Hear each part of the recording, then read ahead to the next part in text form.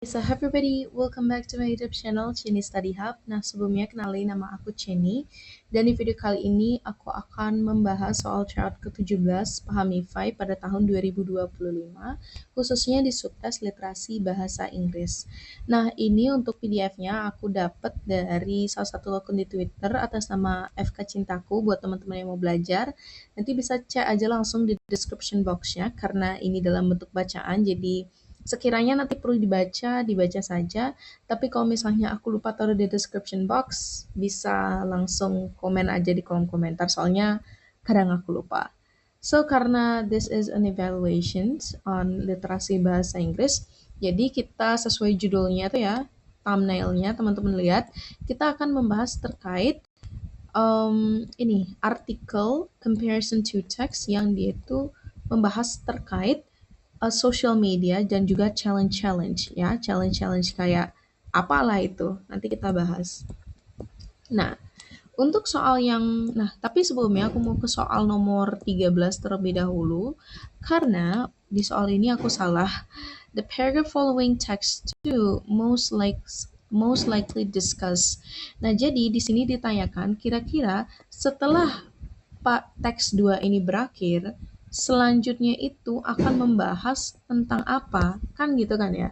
Nah, di sini langsung aja kita lihat di teks 2-nya ya.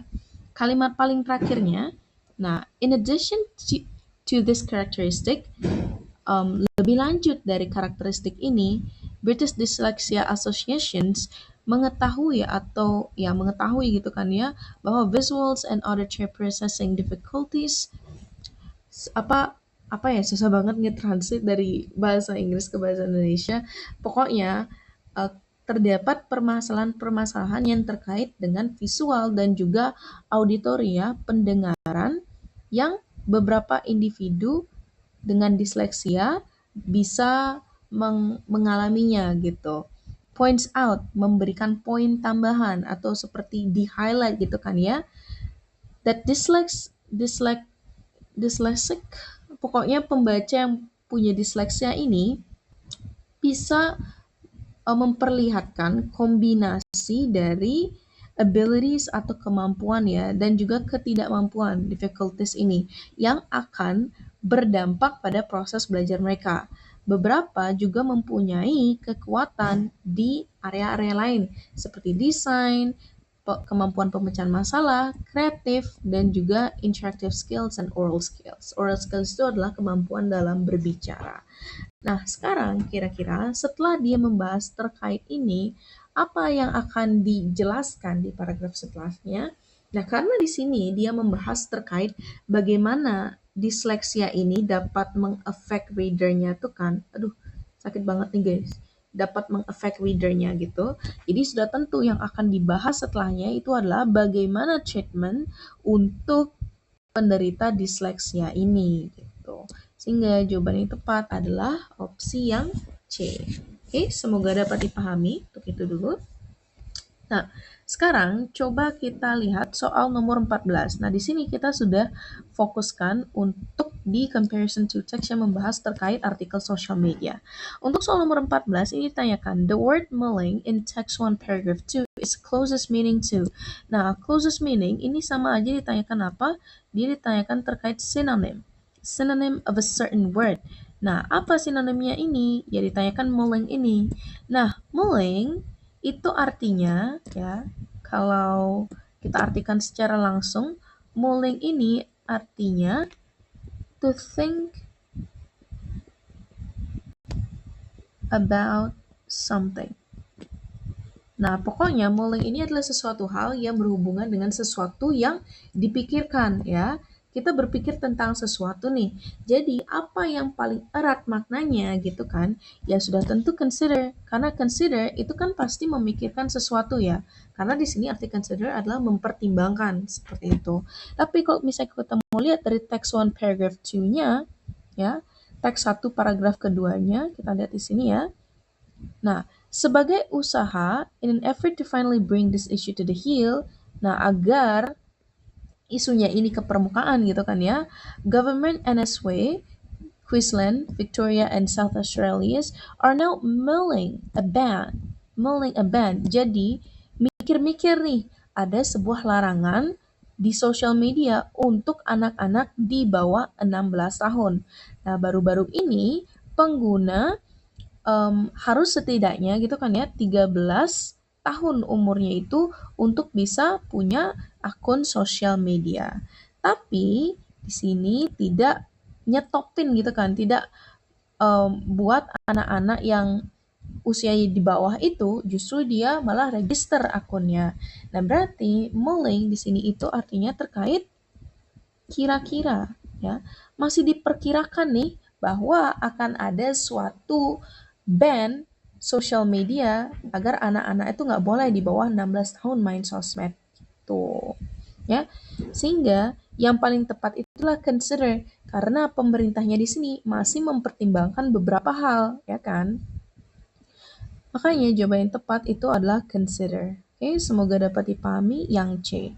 Kita lanjut ke nomor 15. Nah, according to text 2, jadi di sini kita lihat di text 2-nya aja. Mungkin saya berikan warna yang berbeda. The Tide Pod Challenge trending in 2018 had consequences which include. Nah, jadi di sini tanyakan kalau di text 2 ya, challenge Tide Pod-nya ini konsekuensinya itu apa sih? Ya udah, tinggal kita lihat di teks 2 kan. Nah, sini. Around 2018 ya, sekitar 2018, challenge Tide Pod ini dia viral dan membuat anak-anak itu ya apa? Dia itu makan makanan, makan deterjen untuk laundry gitu kan dalam bentuk kapsul di sini. The repercussion ya, the repercussion of doing so can include. Nah, repercussion ini dia dapat juga sebagai dampak ya. Dampak dari melakukan hal tersebut dia include vomiting, ini artinya muntah-muntah, kesulitan dalam bernafas, dan kehilangan kesadaran.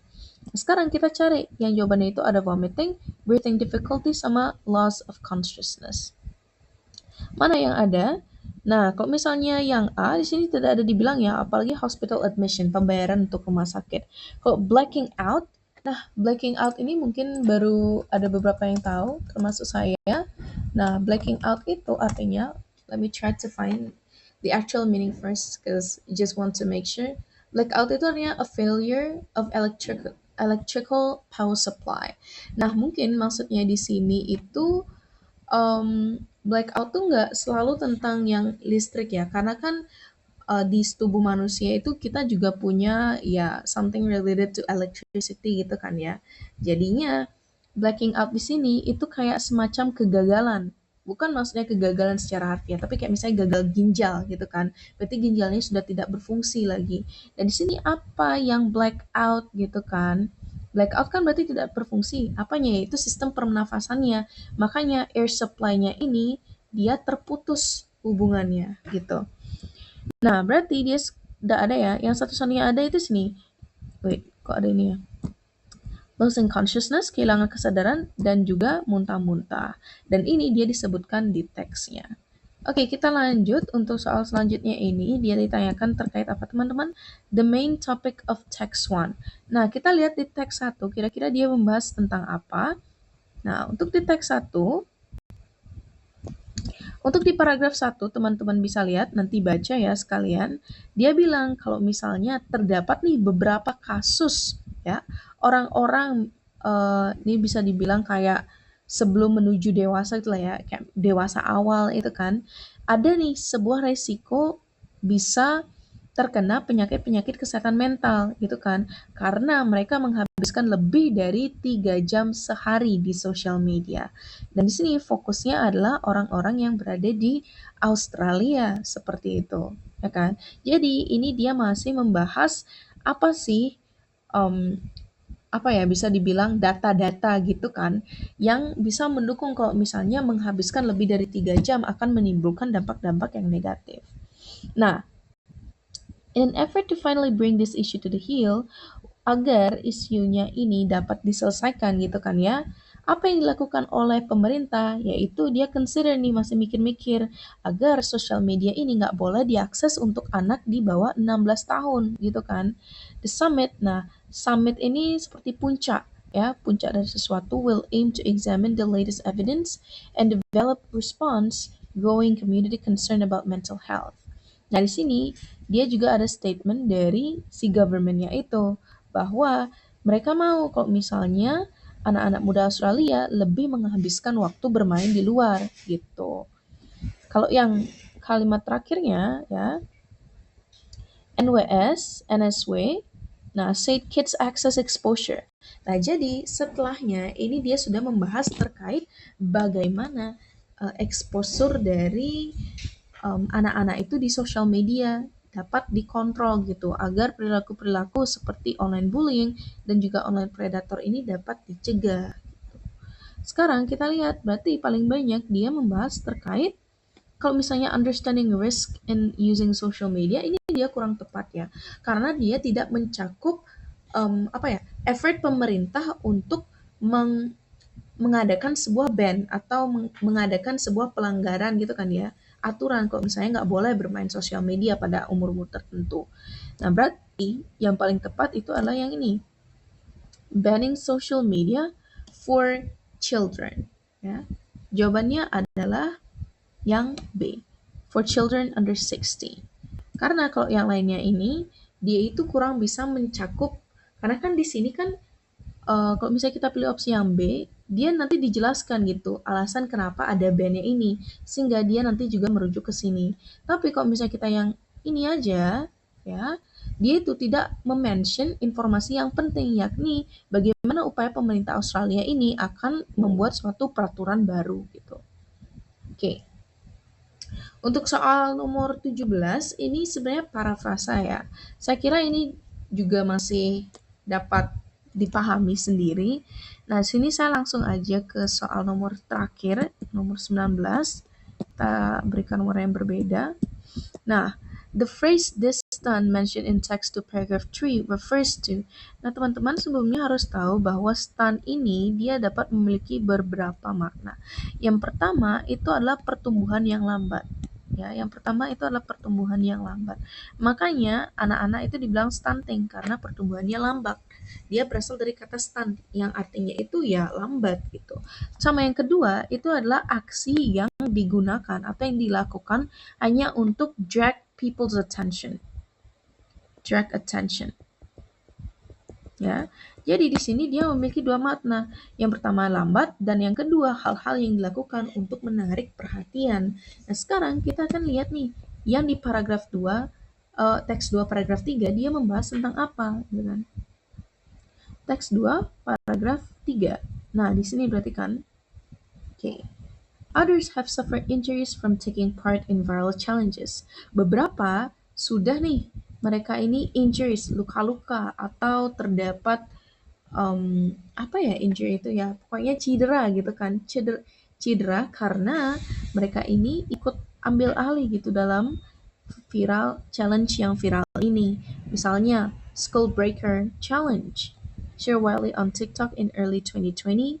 Two children would kick the legs from under a third making them fall over. Nah, sekarang di sini kan ada ininya, the result of this stunt. Nah, stunt berarti kan di sini bukan tentu artinya itu lambat ya. Dia kurang tepat kalau misalnya kita artikan sebagai lambat ya. Kurang tepat. Sehingga maksud stunt di sini itu adalah challenge-nya, ya kan? Challenge dilakukan itu kan untuk drag people's attention.